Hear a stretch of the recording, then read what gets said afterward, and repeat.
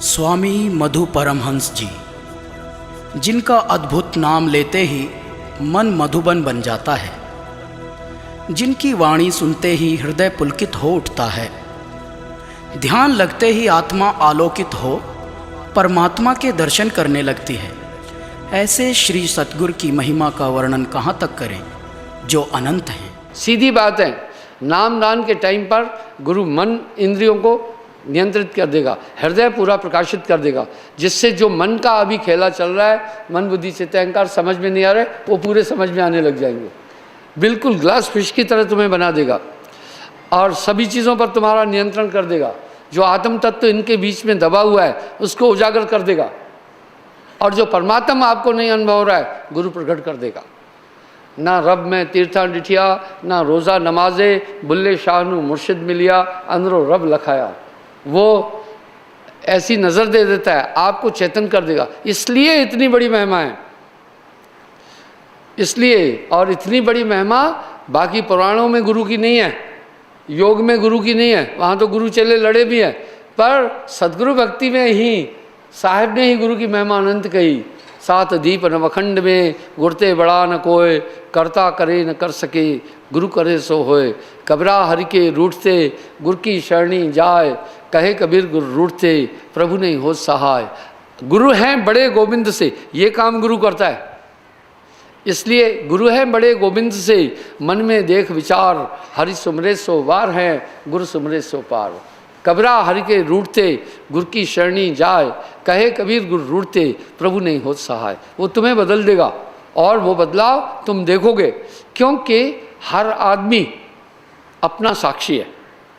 आपके कर्म का साक्षी कोई और नहीं है, आपके माता पिता भी नहीं है, आपकी पत्नी भी नहीं है, आपके भाई बंधु भी नहीं है।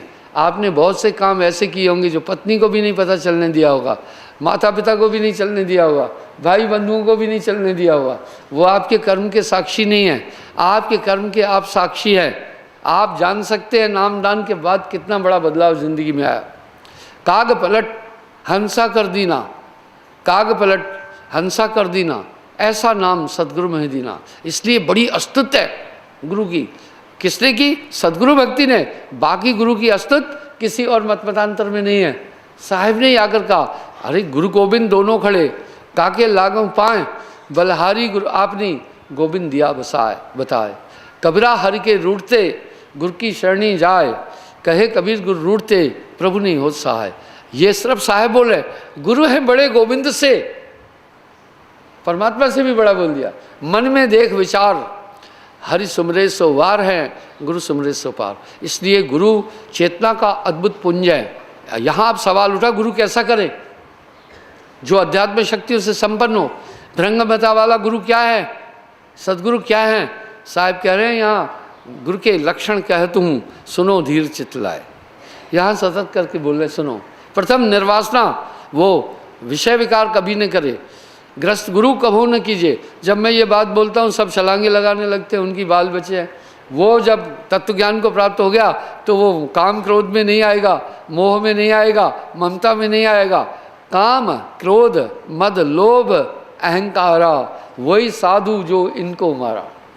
वो सर्वथा मुक्त आत्मा होगा, उसकी क्रियाएं जीवन मुक्त होगी, आम आदमी की तरह नहीं होगा वो। इसलिए कह रहे हैं वो बाल ब्रह्मचारी हो, अगर बाल ब्रह्मचारी नहीं तो सन्यासी।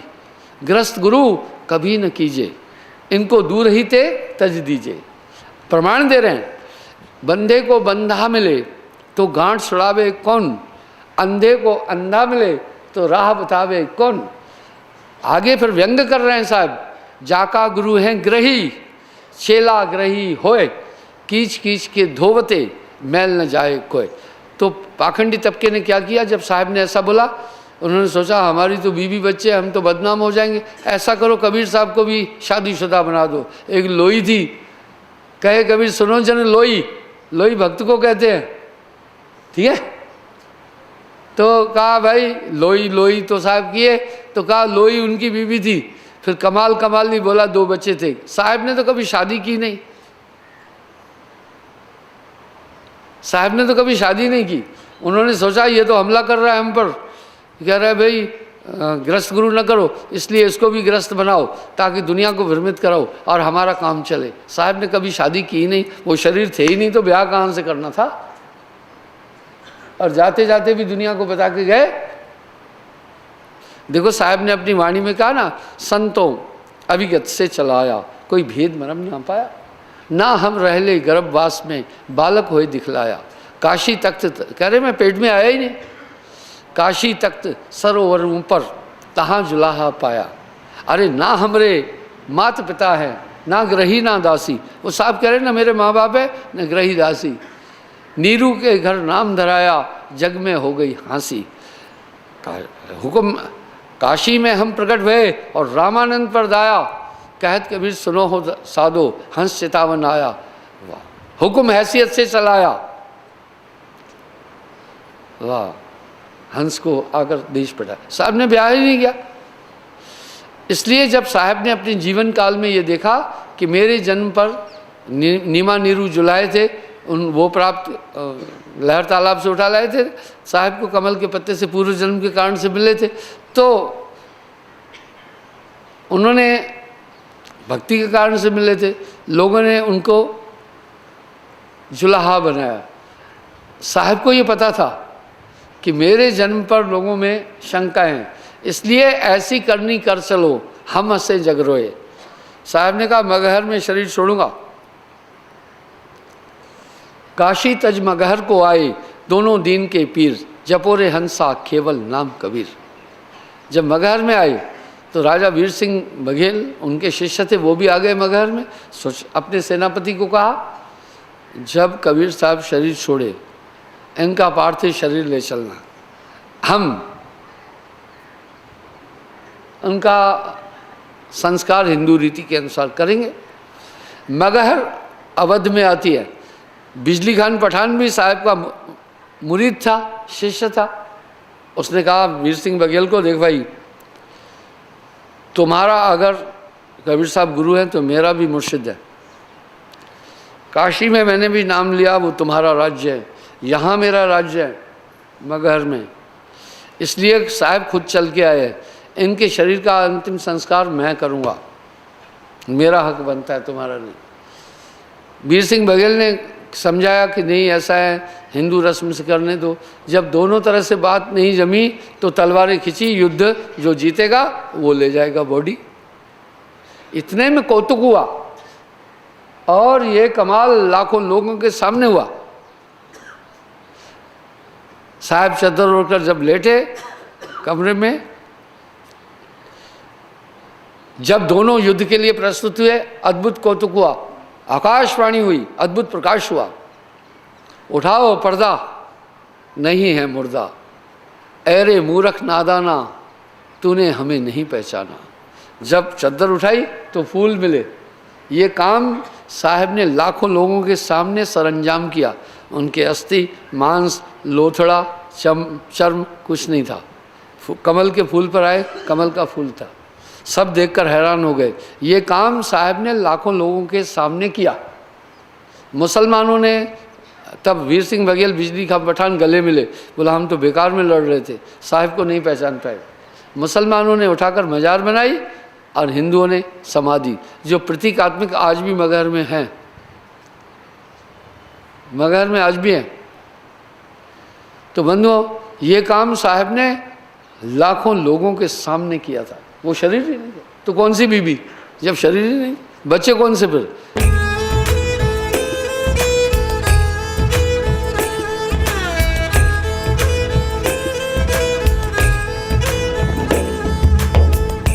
आखिर भक्ति क्यों करें? भक्ति की प्रवृत्ति हमारे देश में कैसी है? भक्ति सब जगत बखाना, भक्ति भेद कोई वर्ला जाना। अब यहाँ साहब एक बात कह रहे हैं, भक्ति भक्ति पूरा जगत बोल रहा है, पर भक्ति भेद कोई वर्ला जाना। भक्ति क्या है? भक्ति नसेनी मुक्ति की, यह मोक्ष की सीढ़ी है। मोक्ष रूपी फल को प्राप्त करने के लिए भक्ति रूपी सीढ़ी की जरूरत है। हमें भक्ति को समझना पड़ेगा। साहब आगे चेतावनी के शब्दों में बोल रहे हैं, बिन जाने जो नर भक्ति करई, सो नहीं भव सागर से तरई। इसका मतलब है हमें भक्ति बहुत समझ से करनी है। ये बहुत महत्वपूर्ण चीज़ है। तो जो हम स्टडी में सब्जेक्ट चुनते हैं, ये बड़ा मैटर करता है हमारे आगे की दिशा को। इस तरह भक्ति हमारे मोक्ष की दिशा को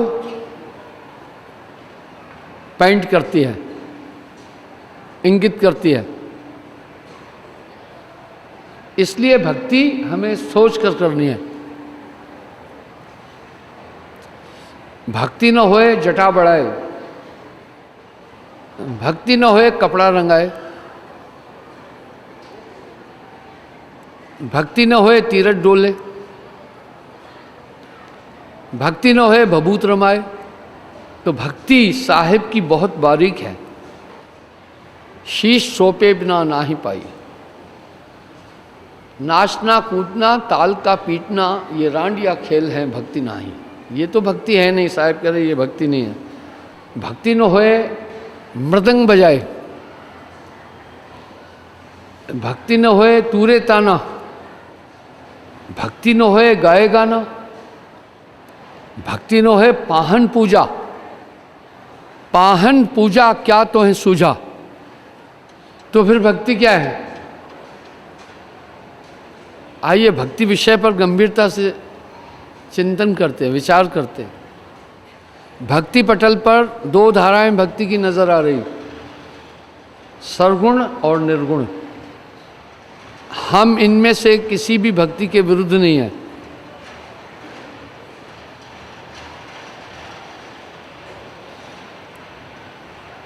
दोनों में से हम किसी भी भक्ति का विरोध नहीं कर रहे, लेकिन हम उसकी गुणवत्ता बता रहे हैं।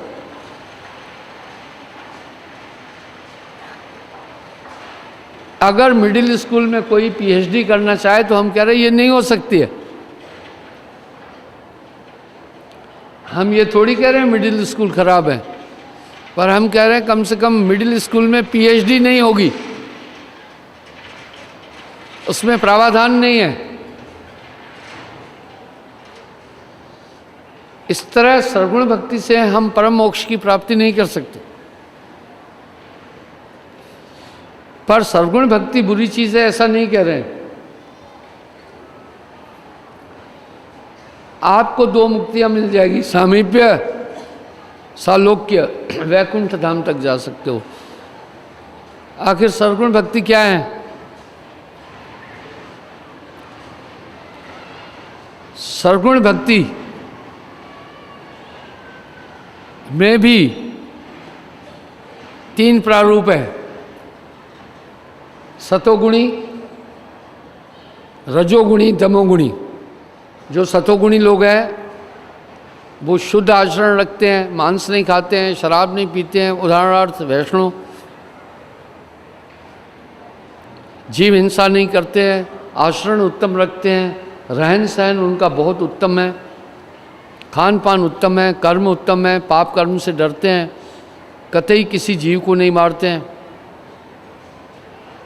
अपने को पूरा हरि में समर्पित करके जीते हैं। वो लोग बुरे नहीं हैं, हम ऐसा कतई नहीं बोल रहे। वो वैकुंठ धाम की प्राप्ति कर लेते हैं, लेकिन पुनर्जन्म विद्यते। दूसरा रजोगुणी भक्ति है। वो भक्त वो हैं सांसारिक वैभव भी चाहते हैं, परमात्मा को भी चाहते हैं, अच्छा कर्म भी करते हैं, दान पुण्य भी करते हैं, लेकिन उनकी आकांक्षा है संसार का सुख भी पूरा पूरा मिले। सतोगुणी सतोवृत्ति वाले नितांत अपना पूरा ध्यान ही प्रभु में लगाते हैं, हरि में लगाते हैं। रजोगुणियों वालों का एक रवायत है, वो ये चाहते हैं संसार और इंद्रियों का सुख भी मिले, सुंदर स्त्री हो, मकान सुंदर हो, घर द्वार भी अच्छा हो, धन सुख संपत्ति आए, प्रभु से इसकी आकांक्षा करते हैं। ठीक है। तीसरी है तमोगुणी भक्ति। ये तमोगुणी भक्ति, इसमें खान पान की कोई शुद्धता नहीं, ये बदले की भावना से होती है। इसमें वैचारिकता कम है, तंत्र मंत्र का विशेष महत्व है। मूल रूप से इसमें टोना टोटका, जादू, झड़ी, जंत्र मंत्र, तंत्र, ये 7 चीज़ें समाहित है। बलि प्रथा आदि आप देखें, वैष्णव वाला बलि कभी नहीं देगा, वो भी सर्वगुण भक्ति कर रहा है। दैव संप्रदाय वाले दे देंगे, शैव वाले भी देंगे, वैष्णव नहीं दे रहा है। तो तमोगुणी भक्ति में थोड़ी भिन्नता है। इसमें खान पान क्रियाएं ये मैटर नहीं कर रही है ज़्यादा, वो जो कुछ है खाते पीते हैं।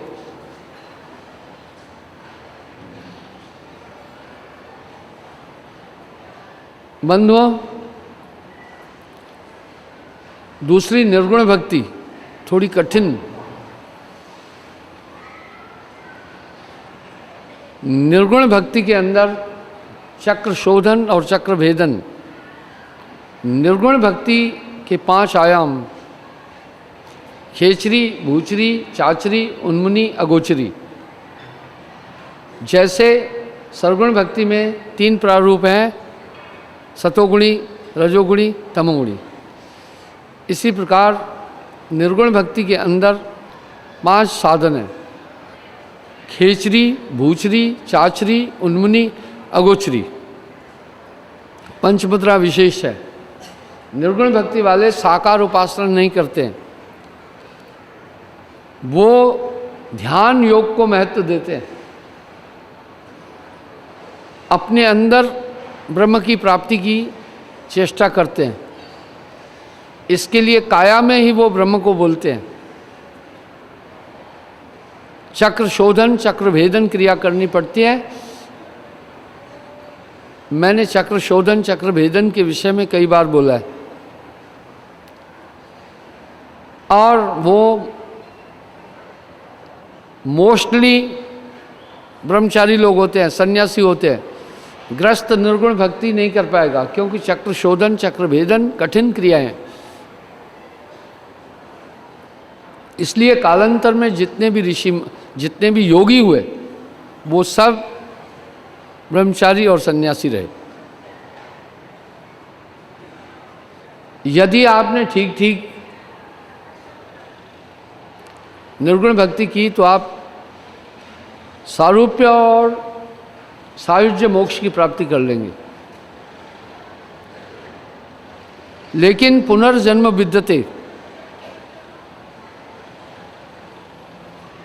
फिर जन्म होता है, महाप्रलय पर्यंत मोक्ष की प्राप्ति करता है।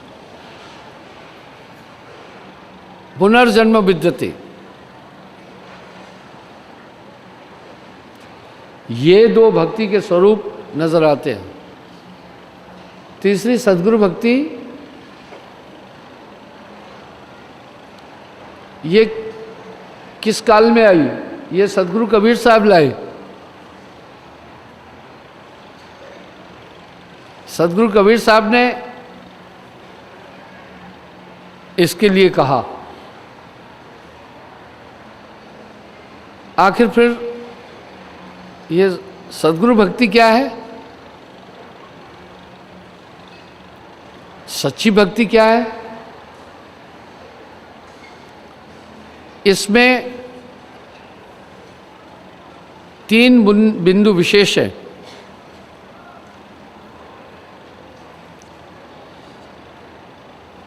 पहली बात तो संतत्व की धारा में वैष्णव प्रवृत्ति पूर्ण है, वो मांसाहार सर्वथा वर्जित है। मदिरा आदि का सेवन, अवगुण कहूँ शराब का, ज्ञानवंत सुन ले, मानुष से पशुआ करे, द्रव्य गांठ को दे, ये भी वर्जित है।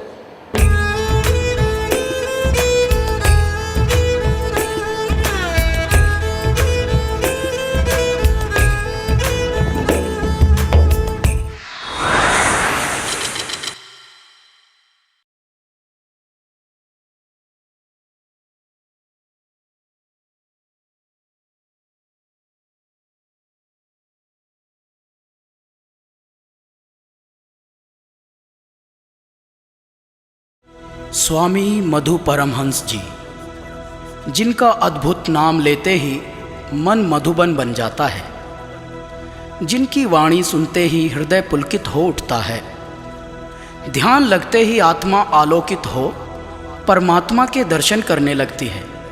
ऐसे श्री सतगुरु की महिमा का वर्णन कहाँ तक करें जो अनंत हैं। पहली बात तो संतत्व की धारा में वैष्णव प्रवृत्ति पूर्ण है, वो मांसाहार सर्वथा वर्जित है। मदिरा आदि का सेवन, अवगुण कहूँ शराब का, ज्ञानवंत सुन ले, मानुष से पशुआ करे द्रव गांठ को दे, ये भी वर्जित है। जह लग अमल सबे हरामा, अमल में हर एक किस्म का अमल आ जाता है, हर एक किस्म का अमल उसमें वर्जित है। पाप वर्जित है, परिस्त्रीगमन वर्जित है,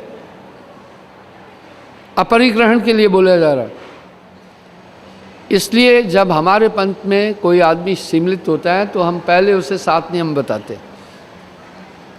सत्य बोलना, दूसरा मांस न खाना, तीसरा नशा कोई भी नहीं करना, चौथा परिस्त्रीगमन वर्जित, पांचवा चोरी न करना, छठा जुआ न खेलना, सातवां हक की कमाई खाना। ये 7 नियम प्रमुख है। धर्म शास्त्र 2 चीज सिखाते हैं, पहला जीवन पद्धति, दूसरा परमात्मा से मिलने का रास्ता। इसलिए वेद के अंदर 1000 श्लोक हैं। उन 1000 श्लोकों में 80,000 श्लोक केवल जीवन पद्धति के हैं, जिसमें कृताकृत का वर्णन है, पाप पुण्य का वर्णन है, करने योग्य क्या है, न करने योग्य क्या है, कृत क्या है, आकृत क्या है, पाप क्या है, पुण्य क्या है, ये व्याख्या है। 16,000 श्लोकों में देवताओं के लक्षण, गुण, उनकी शक्तियाँ, उनकी प्राप्ति के साधन, उनको आहुति देने के तौर तरीके, ये हैं कथाएं। और 4,000 श्लोकों में सृजन, प्रलय के विषय और परमात्मा के संदर्भ में है। तो हमने जीवन पद्धति में संतत्व की धारा पहले 7 नियम बोल रही है। 7 नियम ये समरी है। आखिर फिर संतत्व की धारा कहाँ अलग है? एक बिंदु पर, 3 बिंदुओं पर बहुत अलग हो जाती है।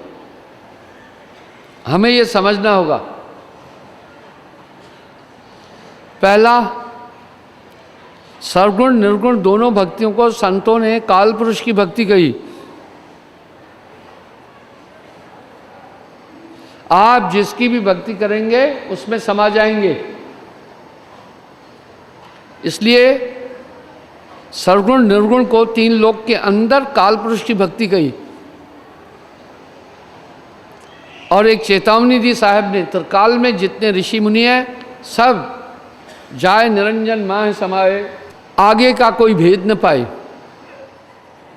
गण गंधर्व ऋषि मुनि और देवा सब मिल करें काल की सेवा। यानी 3 लोक के अंदर आप जहाँ पर भी हैं बंधन में हैं, चाहे सारूप्य मोक्ष है, चाहे सामीप्य है, चाहे सालोक्य है, चाहे सायुज्य है, चारों मोक्ष बंधनकारी है। आप इन 4 मुक्तियों को प्राप्त करने के बाद भी परमानंद को प्राप्त नहीं कर सकते हैं और आप महानिर्वाण की प्राप्ति नहीं, परम निर्वाण आपको नहीं मिला। देखिए यहाँ भिन्नता आई। इसलिए कह रहे हैं उस एक परम पुरुष की भक्ति। तो निरंजन के कई नाम हैं, ईश्वर, प्रभु, मालिक आदि उसके नाम हैं। संतों ने साहिब कहा, परम पुरुष कहा, सतपुरुष कहा। यहाँ भिन्नता आई। भगवान नहीं कहा। भगवान तो नाम ब्रह्मा का है। भग गर्भद्वार को कहते, उसका वहन करने वाला प्रजापति ब्रह्मा लिंग। इसलिए संतों ने भगवान नहीं बोला, साहिब बोला। कभी कभी लोग साहिब शब्द से भ्रमित होते हैं। रामायण में भी तो लिखा है, गुरु प्रसन्न साहिब अनुकूला। गुरु प्रसन्न साहिब अनुकूला, मीठी मलिन मन कलपत सोला। देखो, कुछ शेर है पिंजरे में बंद, वो कितनी जिल्लत की जिंदगी जी रहा है। आप कल्पना करो, किसी इंसान को कमरे में बंद कर दो, कितनी जटिल जिंदगी होगी। वो शेर बहुत जटिल है।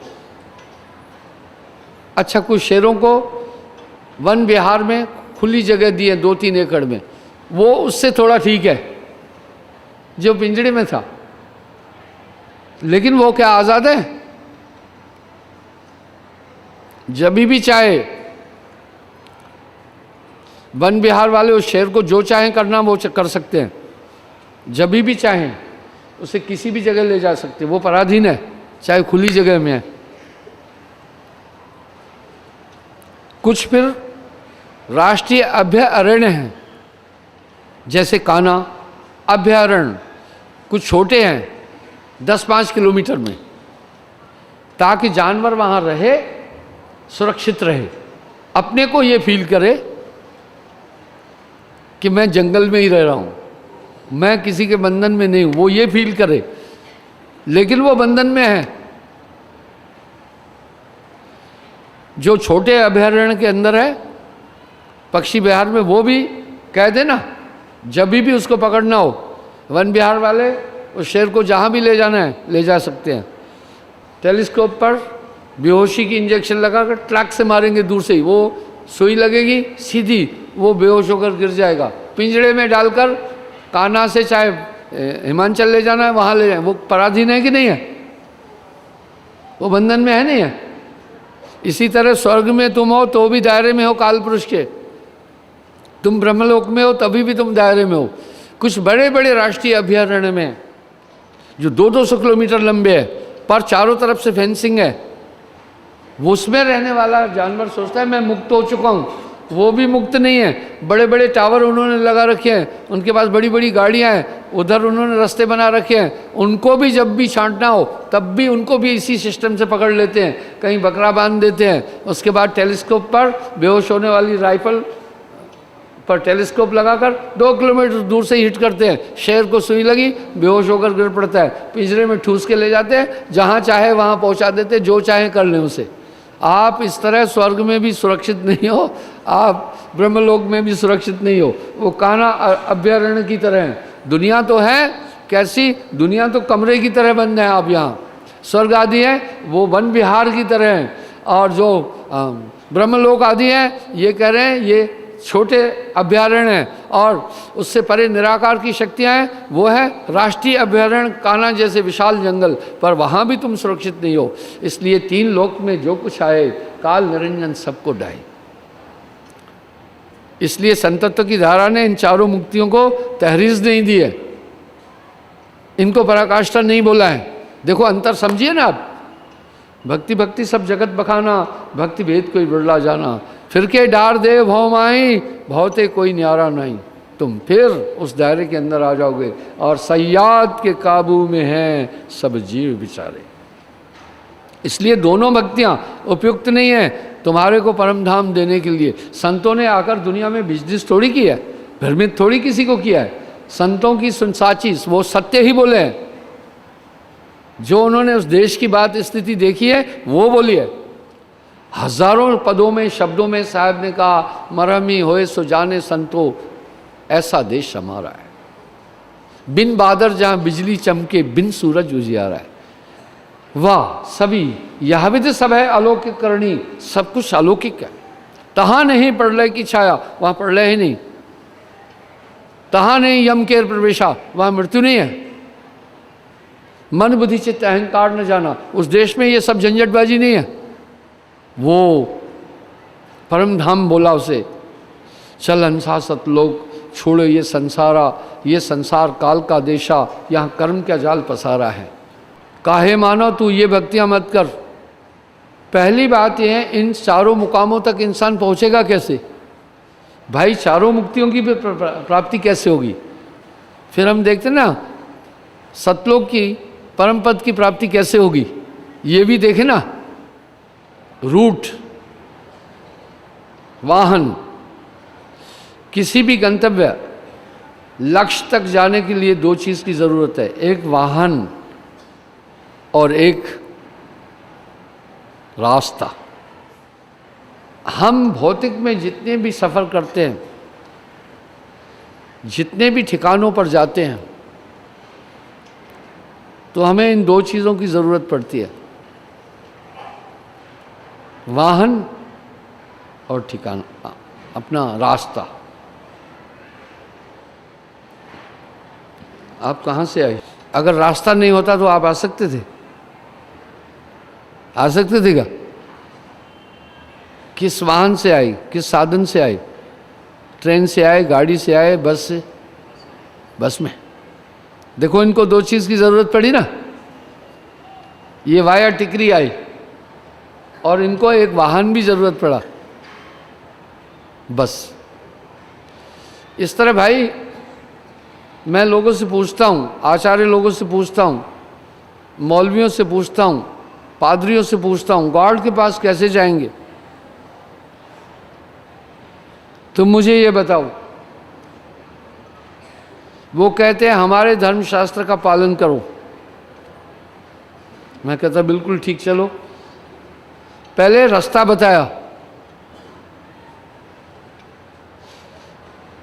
भाई जैसे उदाहरण के लिए स्वर्ग में जाने के लिए उन्होंने क्या कहा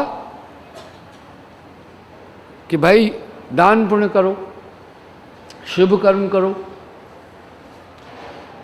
हमेशा दूसरे की मदद करो, पाप कतई नहीं करो।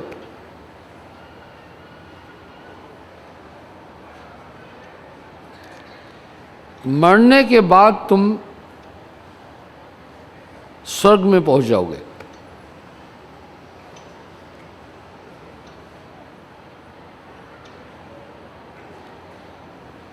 अब सवाल ये उठा, हम जीते जी स्वर्ग में क्यों नहीं जा सकते?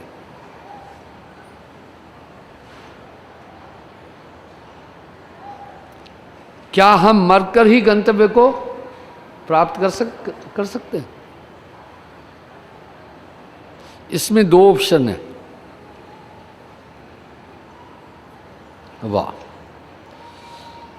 क्या सतलोक जीते जी जाएं या मरने के बाद ही जा सकते हैं? अगर मरने के बाद ही जा सकते हैं, फिर सतलोक की खबर कौन दे रहा है?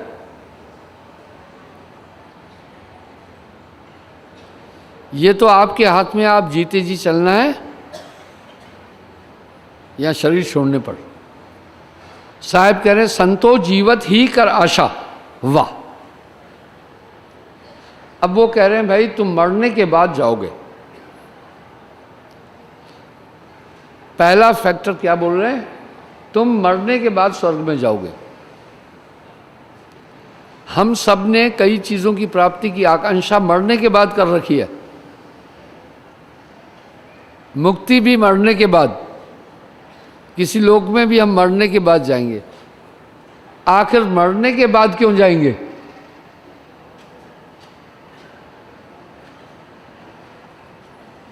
हम जीते जी क्यों नहीं जाएंगे? मरकर क्यों जाएंगे? जवाब नहीं है। क्या है? मैं जवाब देता हूं।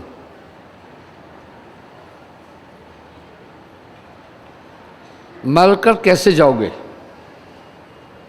ठीक है,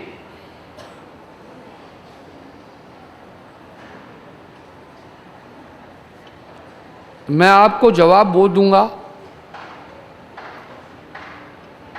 कि आप संतुष्ट होंगे। आपको यूं लगेगा जैसे प्रैक्टिकल देखा। मैं अपने तर्क दूंगा। न्यूटन एक बार भी अंतरिक्ष में नहीं गया था, उसने तर्क दिए।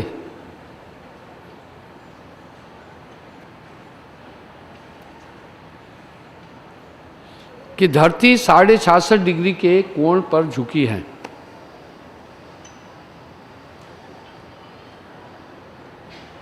अब जब न्यूटन एक बार भी नहीं गया अंतरिक्ष में, तो उसको ये कैसे पता चला 66.5 डिग्री के कोण पर झुकी है।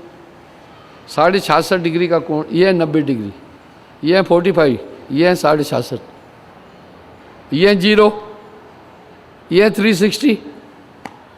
उसने तर्क रखे 66.5 डिग्री के कोण पर ही झुकी होने से पृथ्वी उत्तरी ध्रुव में 6 महीने दिन है, ये है सर, और दक्षिणी में 6 महीने रात। सूर्य की परिक्रमा कर रही है। देखो क्या गजब के तर्क हैं। धरती अपने अक्ष पर और अपने कक्ष पर घूम रही। कक्ष कहते हैं अपना वो क्षेत्र जिसके चारों तरफ चक्कर लगा। अक्ष अपने पीवट पर, जो अपने अक्ष पर घूम रही है उससे रात दिन हो रहा है। जो कक्ष में घूम रही है इससे ऋतु परिवर्तन हो रहा है। पृथ्वी की कक्षा जहाँ से ये घूम रही है अंडाकार है। पृथ्वी का रूप भी ऐसा ही बोल रहे हैं। इसलिए 6 महीने उत्तरी ध्रुव पर दिन, दक्षिणी पर रात रहती है। और 6 महीने फिर एक टाइम आता है जब यूँ चली गई। अब उत्तरी ध्रुव सामने था, अब दक्षिणी ध्रुव सामने आ गया। अब उत्तरी ध्रुव पर 6 महीने रात हो गई। ये पूरा सफ़र अभी दक्षिणी ध्रुव पर रोशनी आ रही है। अब ये फिर डार्क में चला गया। फिर उसने कहा 360 रेखाएं हैं ग्लोब में पूरे। 4 मिनट की एक रेखा, सूर्य 16 मील सफ़र करता है धरती हमारी 4 मिनट में। इसका मतलब है एक अक्षांश वो तय करता है 16 मिनट 4 मिनट में। तो 360 देशांतर है, तो कह रहे हैं वो इंटू 4 1440। इनको 24 घंटे 1440 मिनट हुए। पृथ्वी को अपने कक्ष में पूरा राउंड लगाने में 414 मिनट लगे। इसलिए 360 रेखाएं उसने दी। बड़ी ज़बरदस्त मैथमेटिक दे गया। इनको 24 से अगर 60 से डिवाइड करते हैं, घंटे बनाना है 60 से भाग देते हैं तो 24 घंटे हुए। फिर उसने कहा जो भी आपके ईस्ट में है वहाँ टाइम ज़्यादा होगा और जो वेस्ट में है कम होगा, उतना ही जितना देशांतर दूर है।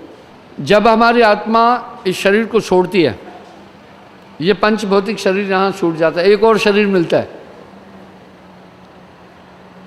अंतवाहक, उसके द्वारा वहाँ जाती है। वो अंतवाहक सूक्ष्म शरीर वो बाकी नहीं देख सकते, वो उसी शरीर से निकल जाती है। कहाँ जाएगी? जहाँ आशा तहाँ बासा हुई, अंत मत सागर। वो शरीर उसको कब मिलता है? मरने के बाद। जीते जी भी मिल सकता है। अगर आप उसके लिए साधन कर रहे हैं तो वो जीते जी भी मिल जाएगा, आप जीते जी भी जा सकते हैं। लेकिन वो जीते जी वाला काम ही नहीं कर रहा है, वो माया में लमा है। बीबी छोड़ना ही नहीं चाह रहा है, बच्चे छोड़ना ही नहीं चाह रहा है, घर द्वार छोड़ना ही नहीं चाह रहा है, जमीन जायदाद छोड़ना ही नहीं चाहता है, मुक्ति चाहता है। तो संतों ने ऑप्शन दिया, फिर चिंता मत कर, जहाँ जो जो नियम बताया, अब आपके लिए भी मैंने 2 ऑप्शन चुने। मैं आपको सत्य बता रहा हूँ, मैं कई बार स्वर्ग में गया हूँ, मैं कई बार नर्क दिख कर आया हूँ, कई बार देवलोक में गया हूँ। आपने इसका वृतांत सुना होगा योगा वशिष्ठ महारामायण में भी। उसी दिव्य शरीर से कई चीज़ें होती हैं। पग बिन चले सुने बिन काना। पर मैं जब ये बात बोल रहा हूँ आपको झूठी लग रही होगी, क्योंकि आपको अनुभव नहीं ना। खैर, आप मुझ पर आस्था रख रहे हैं, मैं उस शरीर को जानता हूँ कैसे निकाला जाता है। हर इंसान के शरीर में 6 शरीर हैं। आपको मेरी बात अजूबी लगेगी, आप कहेंगे ये झूठा नंबर, एक आदमी कह रहा है मैं स्वर्ग में भी जाता हूँ, वहाँ तो मर कर ही जाते हैं, ये कैसे जीते जी गया।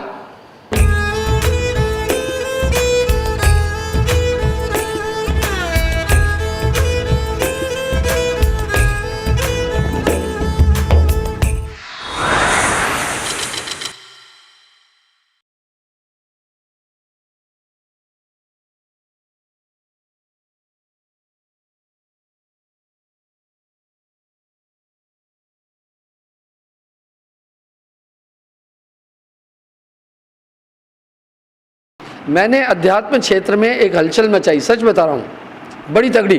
कैसे हलचल मचाई? कोई अपने मुंह मियाँ मिट्ठू नहीं बन रहा हूँ। मैंने समाज को आहूत किया, हे लोगों, हे दुनिया के लोगों, सुनो। और सच बताऊं, जो बड़े बड़े मतांतर हैं उनके पास असीम धन है, उनकी तुलना में मेरे पास पैसा नहीं है।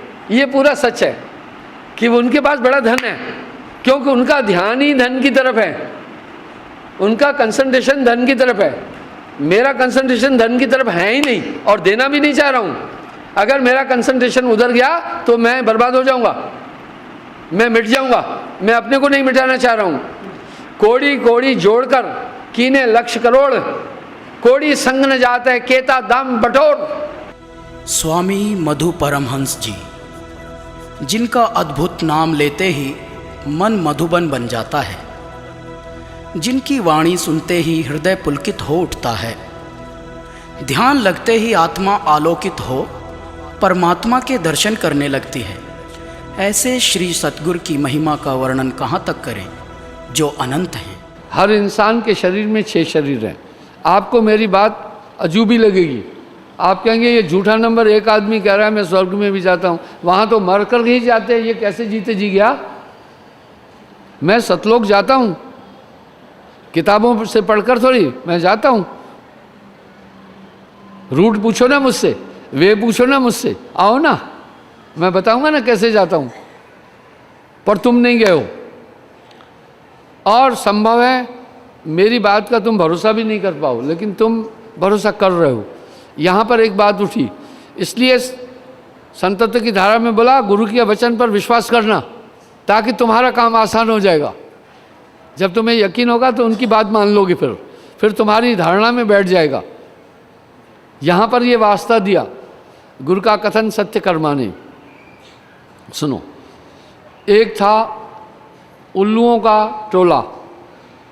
एक बार एक हंस दिन में उड़ कर के उल्लुओं के टोले में पहुंचा, तो एक उल्लू के बच्चे ने कहा, अरे भाई, रात में ये क्यों उड़ रहा है, फड़फड़ क्यों कर रहा है? उसने कहा, देखो भैया, अभी तो दिन है, सूर्य नारायण निकला है, प्रकाश है। अरे बोला, तुम कौन से सूर्य नारायण की बात कर रहे हो? न मेरे बाप ने देखा, न दादा ने देखा, न किसी ने देखा सूर्य नारायण, न मैंने भी कभी नहीं देखा। ये कैसा सूर्य नारायण है? तुम बड़े झूठे आदमी हो। उसने कहा, अरे भाई सुनो, देखो सूर्य नारायण प्रकाशित है, उल्लू की आंखें अटपटी है, जैसे सूर्य निकलता है उसके लिए अंधकार हो जाता है। इस तरह जब आप दुनिया में हैं तो आप दुनिया वाले हो जाते हैं, ठीक है? फिर आपके लिए अमर लोक में अंधकार है, आंतरिक संसार में अंधकार है। हंस के बच्चे ने ठाना, यार इसको मैं सूरज नारायण दिखा के छोड़ूंगा। उसको बोला, भाई बात सुनो,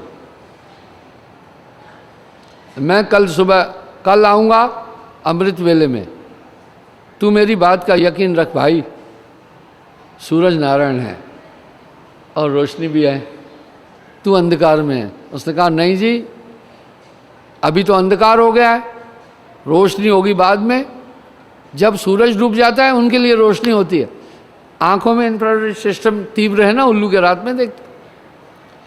हंस का बच्चा सुबह चला गया अमृत वेले में, बैठा रहा, उससे बातें करता रहा। बोला, देखो सोना मत, अब धीरे धीरे जैसे रोशनी, वो आंखें बंद करने लगा। बोला, सुनो सुनो नो, चेतन रहे। धीरे धीरे उगते हुए सूर्य को दिखाया, देखो वो सूर्य है। वो चौंधिया है उसकी आंखें, क्योंकि आंखों में इंफ्रारेड सिस्टम जो है।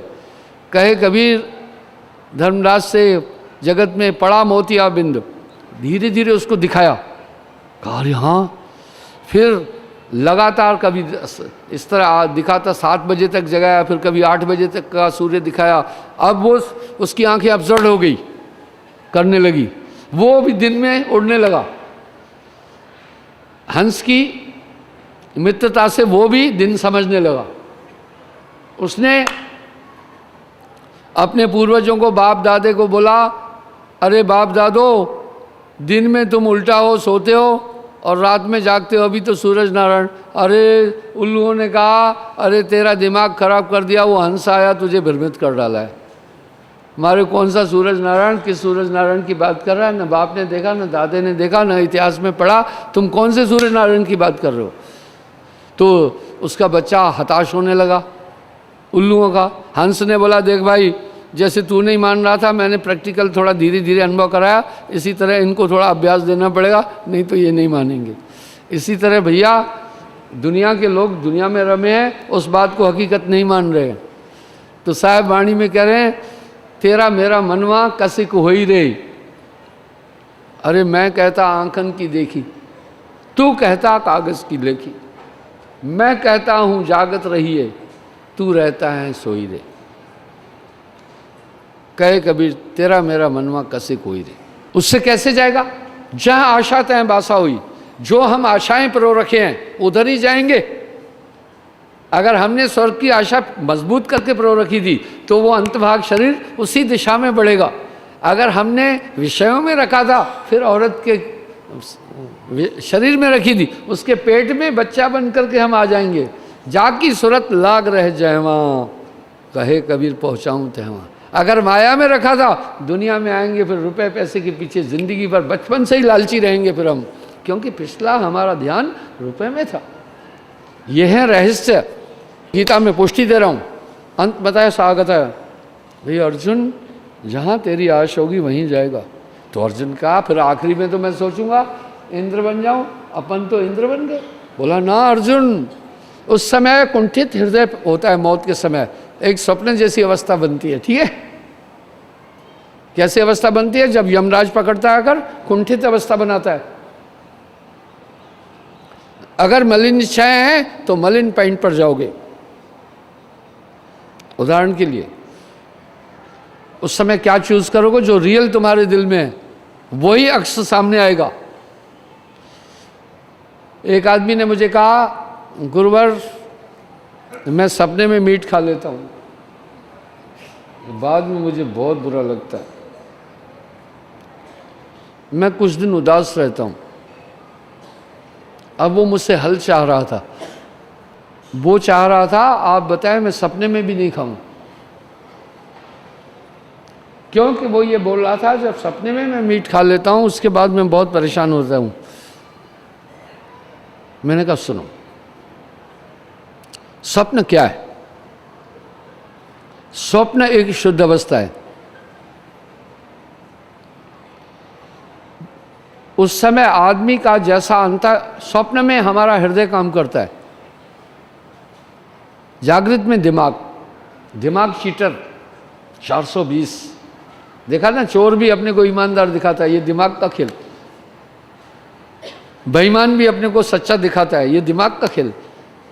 नींद में दिमाग नहीं होता है, अंतःकरण हृदय वो काम करता है।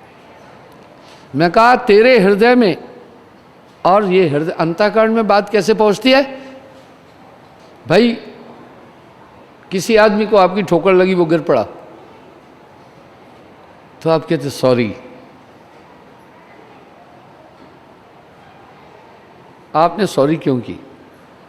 आपने उसको ये कहा सॉरी ये इसलिए कही मैंने गलती मान ली, आप आगे नहीं सोचना, नहीं तो आपके दिल में मेरे लिए वायलेंस आ जाएगा। सॉरी, क्षमा करना, वो विराम लगाना है, नहीं तो वो आदमी फिर बाद में सोचना था। इसलिए बोला अर्जुन, जो तुमने अपने जिंदगी में बातें सोचकर अंदर में रखी हुई है वो अंतःकरण उससे बना। अंतःकरण किससे बना? यानी जो फीड की हुई हमारी बातें हैं सोच के द्वारा। इसलिए नींद में मौत के टाइम वही आएगी। ठीक है, इसके इतर तुम नहीं सोच सकते हो। अगर तुझे इंद्र बनना है तो आज से इंद्र बनने का उपक्रम भी शुरू कर। इस तरह आपका अंतभाग शरीर किधर जाएगा? जहां आपकी धारणा है वहां चला जाएगा। ठीक है, इसी रूट से। तो रूट क्या था? हमारा चिंतन रास्ता था वहां स्वर्ग में जाने का, और वाहन क्या था? वो शरीर मिला। लेकिन तुम तो बीवी नहीं छोड़ना चाहते हो, इंद्रियों का आनंद नहीं छोड़ना चाहते हो, सुरती एकाग्र नहीं करना चाहते हो, तुम तो अंदर चलना ही नहीं चाह रहे हो। मैंने कहा फिर ठीक है, धारणा बनाई मैं तुम्हारी कि अंदर धारणा तो बनाओ सतलोक चलना है, फिर उसके अनुसार क्रिया कर, पाप नहीं कर, छल नहीं कर, कपट नहीं कर, पहुंचेगा। अगर इसमें गड़बड़ की नहीं पहुंचेगा, मेरी गारंटी नहीं है। फिर संतों ने कहा गुरु की बात मानता चल, वो तुम्हें रास्ता होगा तुम्हारे लिए। मैंने सतलोक का रास्ता तुम्हें प्रैक्टिकल बताया, कैसे जिंदगी जीना, कैसा करना, कैसा नहीं करना, क्या उचित है, क्या अनुचित है, कहाँ ध्यान रखना, कहाँ नहीं रखना, ये बताया। साथ में आपको ये भी बताया अगर हिम्मत है तो फिर दुनिया से, वाह, कबीर मन तो एक है, भावे जहाँ लगाए, भावे गुरु की भक्ति कर, भावे विषय कमाए। छोड़ के आ दुनिया मेरे पास, फिर सब कुछ तुम्हें एक मिल जाएगा। मुझे ही जैसा हो रहा हो सब सुख तेरे पास। लेकिन आपको जनानी भी चाहिए, मजा भी चाहिए, बच्चे भी चाहिए, सुख भी चाहिए, जगत भी चाहिए, तो दोनों ही दे देता है गुरु। चल कोई बात नहीं है, फिर तेरे लिए ऑप्शन है। तो इस तरह उस समय ये अंतवाग शरीर से सदगुरु की ताकत, तुम्हारा ध्यान वहाँ जुड़ा हुआ है, फौरन आएगा, यम को जीत हंस ले जाइए, तुम्हारी आत्मा को अपने ठिकाने ले जाएगी। अच्छा, क्रोध में मूर्ख, क्रोध क्या है? गुस्सा क्या है? मूर्खता। क्रोध क्यों आता है? जब कोई, जैसा कि इन्होंने बोला, विधि विरुद्ध करता है, हमारा ब्रेन कहता है इसने बड़ा गलत किया, तब गुस्सा आता है। गुस्से को कैसे कंट्रोल करें? यहाँ यूं, ये बहुत बड़ा काम है। यहाँ सोचना इसका दिमाग ही ऐसा था इसलिए किया यार, क्यों गुस्सा कर रहा है? तो वहाँ अंकुश लग गया कि नहीं? विवेक से क्रोध पर लगा कि नहीं? किसकी अकल इतनी है यार, तुम खामखा क्यों गुस्सा करना, इसको क्षमा कर दे, कोई बात नहीं है। अगर क्रोध आता, दे लाद, दे घुसा, दे मुक्का, दे तमाचा, दे गालियां, दे धक्के, वो होता ना, वो नहीं किया ना, अपना विरोध भी दिखाया ना, इससे बाकी को भी मैंने ज्ञान दिया, ऐसी हरकत मत करना। तो आपको फिर मैंने ये रास्ता कैसे दिया? जिंदगी भर पाप नहीं करना, ये बोला, इन नियमों का पालन करना, और संसार को असार मानना, तो भी ये कहा, और तुम्हें इसके लिए ताकत दे रहा हूं, नाम रूपी, तुम इस पर चलना, इसके विरुद्ध नहीं चलना। अगर उदंडता कर रहे हो तो वैसा ही होगा। फिर जैसे कहीं आप रोड पर जा रहे हैं, सामने बोर्ड लगा है, caution, speed breaker ahead, 50 metre ahead, slow, यानी वो कॉशनरी वर्ड था कि भाई सावधान, आगे स्पीड ब्रेकर है और अपनी गति को कंट्रोल कर। ये 100 गज पहले ही कहा, आपने अनदेखा किया, धड़ाम से गाड़ी जम खाएगी और नीचे गिरेगी और मरेगा तू। इस तरह मैंने कॉशनरी आपको कॉशंस दिए, ये काम नहीं करना, ये पाप है, ये पाप नरक का द्वार है। अगर ऐसे ऐसे कर्म करोगे तो तुम सतलोक नहीं जा सकते हो। इसलिए तुम भय रखना, ये काम नहीं करना, पाप नहीं करना, छल नहीं करना, और साथ में सावधान किया, पूरी विधियां बताई, कम में बताई, बहुत कम शब्दों में, और उपासना नहीं करना, नहीं तो तुम्हारे 3-4 जगह आस्था जुड़ जाएगी, कंट्राडिक्शन हो जाएगी, उस समय एक्सीडेंट हो जाएगा, कहीं भी नहीं जा पाओगे। नाम पे का छाड़ के करे आन का जॉब। इसलिए ये पूरी हिदायतें तुम्हारे जीवन के लिए दी, तुमसे मैंने कुछ नहीं मांगा है। एक ट्यूटर 1 घंटा पढ़ाता है केमिस्ट्री, 1 घंटा पढ़ाता है मैथ, 5-5 हज़ार रुपये ले रहे हैं, और 1 घंटा पढ़ाता है पीएमटी की तैयारी, 50-50 हज़ार रुपया ले रहे हैं। मैं इतनी तगड़ी ट्यूशन पढ़ा रहा हूँ और इतना मगजबच्ची करके, इतना कंसंट्रेट होकर, 1 रुपया भी फीस नहीं है, और मैं अपना पूरा टाइम निकाल कर आपके पास पहुँच रहा हूँ, आपसे कोई चंदा ही नहीं कर रहा हूँ। तो मेरा परमार्थ भी तो समझो ना, मुझे सहयोग चाहिए नहीं आपका। तो इस तरह आपको बताया, मैंने आपको बताया कि पाप नहीं करना और भाव रखना, श्रद्धा रखना। साथ में क्या बताया? ध्यान उधर ही जोड़े रखना। यही मुसलमान को बताया, 5 टाइम नमाज अदा करना तू, और खुदा जो कुरान शरीफ में लिखा है उसका अमल करना, खुदा के पास जाएगा, इसी रवारत से जाएगा। यही ब्रह्मवेता को बोला कि इंद्रियों का दमन करके निरंतर ब्रह्म का चिंतन करना, विषयों से अपना मन हटाना, मरकर ब्रह्म में लीन हो जाएगा। ये रूट है, ठीक है। यही ईसाई धर्म ने बोला ईसाइयों को कि जो बाइबल में लिखा है वो जीवन पद्धति जीना, इसके इतर जियोगे वो पाप है। और उसके बाद निरंतर प्रभु का ध्यान रखना और तुम उसमें समाओगे। ये है मर कर जाना। अब जीते जी कैसे जाएंगे ये देखते हैं, जब हम पक्का निश्चय करते हैं। सूरत से देख सकी है देश, सूरत क्या है, जीते जी कैसे जाएंगे वो सुनो। नानक जो निष्दिन भजे, रूप राम तेह जान, हरिजन हरि अंतर नहीं, नानक साची मान। अपना ध्यान खालिश रखना, दुनिया में कभी नहीं घुमाना, हमेशा स्थिर रहना, तो तुम्हारे ध्यान के अंदर ताकत आ जाएगी। तुम्हारे ध्यान में वही रवारत, तुम्हें वही शरीर मिल जाएगा जो शरीर मरने के बाद आपको अंतभाग मिलता है, जिससे जाते हो तो तुम जीते जी भी वहां जा आ सकते हो। ठीक है, तुम जीते जी भी वहां आ जा सकते हो। अगर है शौक मिलने का तो हरदम लगाता जा, जलाकर खुशनुमाई को भस्म तन में रमाता जा। ये श्वास श्वास प्रभु सुमर ले। श्वास आगे साहब क्या करे, श्वास श्वास जो सुमरता एक दिन मिली आए वो वहां पहुंच जाएगा। इसलिए दोनों चीजें तो मैंने बोली, जैसे माया मन रमा ऐसे नाम रमाए, तारा मंडल भेद कर तब अमरापुर जाए। सूरत फंसी संसार में, ताते पड़ गए दूर, सूरत बांध स्थिर कर, आठों पैर हुजूर, आठों पैर आपके साथ वो ताकत रहेगी फिर। लेकिन अभी तुम्हारा ध्यान दुनिया में दौड़ रहा है, ठीक है, दुनिया के पदार्थों की तरफ दौड़ रहा है, अभी तुम्हारा ध्यान संसार की चीज़ों की तरफ लगा हुआ है, इसलिए तुम्हारा ध्यान एकाग्र नहीं हो रहा है। कबीर मन तो एक है, भावे जहाँ लगा है, भावे गुरु की भक्ति कर, भावे विषय कमाए। ऐसा क्यों हुआ? तुमने गुरु का पूरा अनुकरण नहीं किया।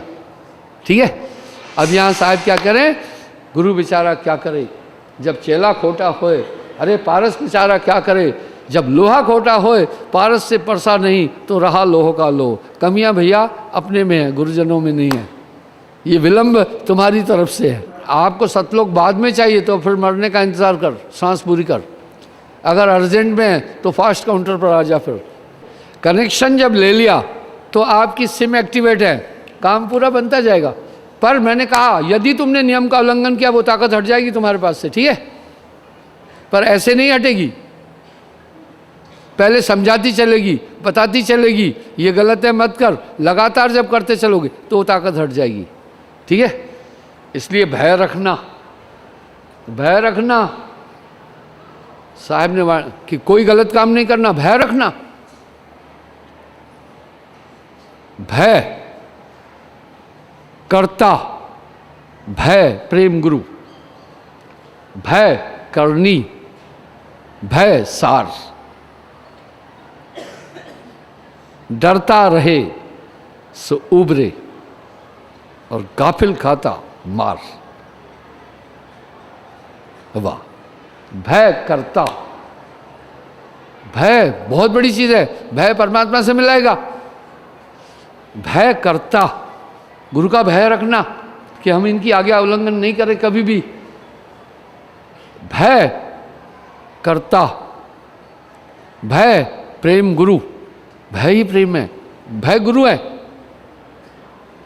भय करता, भय प्रेम गुरु, भय करनी, भय सार। साहब करे भय सार है, डरता रहे वो उबरे, वो उबर जाएगा जो डर रहा है। गाफिल खाता मार। इसी भय जन्म और मरण के भय से योगी जाग कर योग कर रहे हैं, भय है ना, और भक्त तपस्या कर रहे हैं। आपने एक बार हड्डी का स्वाद लिया है, दो स्वाद हैं, एक मरे मांस का, एक जिंदे मांस का। मरे मांस का है स्त्री के अंगों का स्पर्श और संभोग, वो है जिंदा मांस का स्वाद। एक है मरे मांस का हड्डी चबाना। वो मरे मांस का स्वाद छोड़ना बड़ा मुश्किल होता है, पर आपने छोड़ दिया ना कि डर है नहीं तो मेरी भक्ति खराब हो गई। अब आप मीट नहीं खा रहे ना, अब मीट खाने लग गए तो मुक्ति होगी क्या? नहीं होगी, क्योंकि जीव न मारो बापरा सबके एक प्राण। इसलिए आपके रास्ते में कांटे नहीं आए, मैंने आपके लिए रास्ता हाईवे बना कर दिया है कि भाई ठीक ठीक चलना। पाप कर्मों से सदा है जिसका रहता मन मलिन, उसको सपने में भी परमात्मा नजर आता नहीं।